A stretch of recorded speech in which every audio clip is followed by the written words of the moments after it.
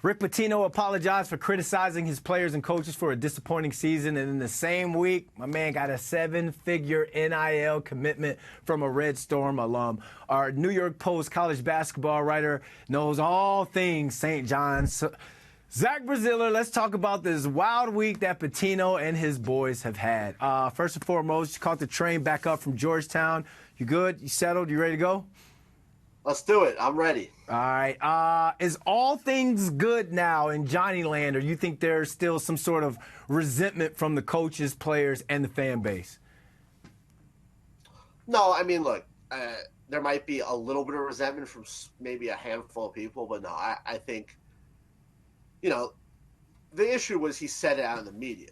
I mean, he said far worse things behind closed doors to them. I mean, he's known for being incredibly tough on players. He's known that he can be very hard to play for. That's part of what makes him great is he's so demanding. And, and look, in this day and age, he admitted, look, he shouldn't have called out people by name.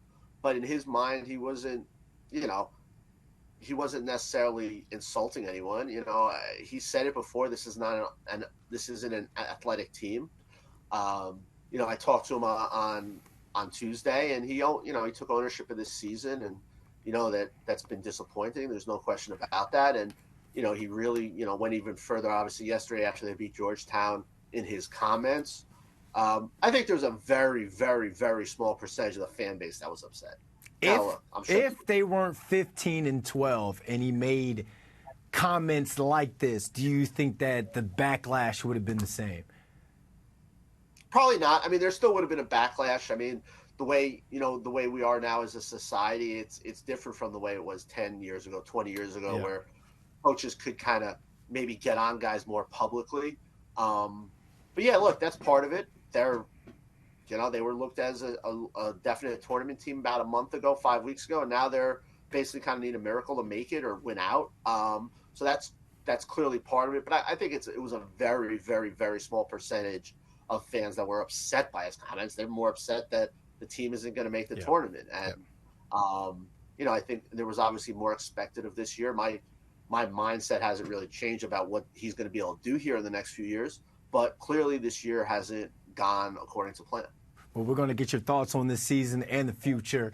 But not everyone, like you said, not everyone was upset about the comments. St. John's alum and billionaire Mike Rapoli tweeted that he planned to donate 7 figures for the Johnny's NIL deals for next season. How did that come about, and do you see other alum with deep pockets writing checks soon?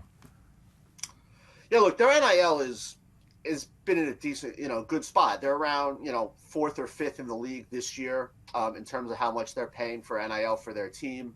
I expect them to think it's going to go up a little bit next year. Not like astronomically, but it's going to go up to where they're probably going to be around top 4 in the league in NIL, and that's a fine spot to be in. I talked to Mike Rapoli yesterday, and I asked him about that. He said, yeah, look, they knew he was going to invest. It's not like he saw everything happening and said, you know what, I'm just going to give 7 figures. But he saw the negativity. He's all in with Rick Pitino, and he wanted to kind of change the narrative a little bit and put something out there to kind of energize the fan base that's been, obviously so disappointed. And, with all the new stuff going on in the news cycle with Pitino's comments and how much criticism he's gotten, he felt like there was a need to do something. And, look, there's no question it's significant. The day and age we live in, NIL is so important, whether it's high school recruits, whether it's transfers. You really can't survive without having a good NIL program. And so, yeah, look, it's significant. And he had no issue with the comments. He in his mind, it was Pitino just showing how much he wants to win and that, sharing his disappointment. Obviously it could have been handled better. Rick admitted as much yesterday.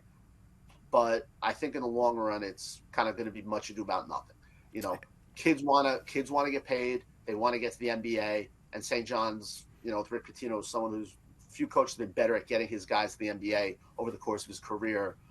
So look, I know there are a lot of people think, well, why would anyone want to go play for him? It's really not going to make much of an impact in recruiting. Look, other coaches are obviously going to use this against them. They're going to negatively recruit in that way.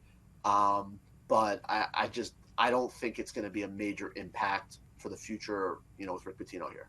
Yeah, if the guy who can write a seven-figure check doesn't have a problem with what Rick Pitino said, we all shouldn't have a problem. So let's say other alumni, alumnus, I don't even know the right word for that, donate money to the school, and the school raises some money as well. Rick Pitino's up there in age. You think he retires as a Johnny? I do. He's all in here. I do not expect him to coach anywhere else after this. Like, he could have gone other places. Maryland was interested in him. I think it was like a year ago. Texas Tech, last spring, was interested in him. He's a New Yorker. He doesn't want to leave. He didn't want to move again. I do. I asked him the other day in the press conference. Are you second guessing? He said absolutely not. He's completely committed to making this program a winner. And I've always felt all along it would be kind of the perfect cherry on top of his career if he could make St. John's a winner again. Look, I'm not saying he's going to be here 6-7 years, but I do think you're looking at, at least 3 more years here. And, I'd be shocked if they're not a tournament team and they're not a good team next year. 4 games left in his inaugural season.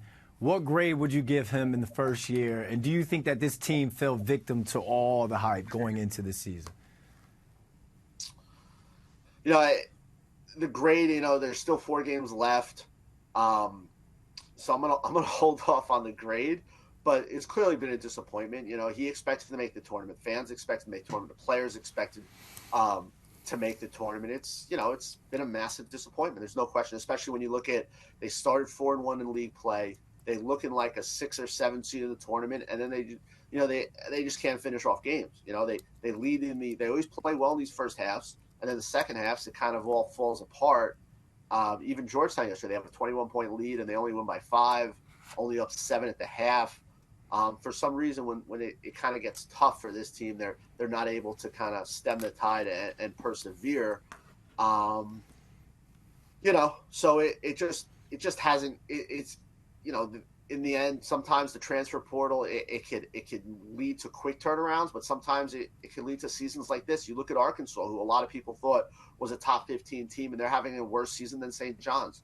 Sometimes the pieces don't mesh. I do think one thing they've learned is through the portal is they know what they need. They need to get more athletic. They need to get bigger, especially at the 4 position. They're going to need a point guard with Danis Jenkins out of eligibility, but I do know they're confident that they're going to have a big spring, and I wouldn't bet against that.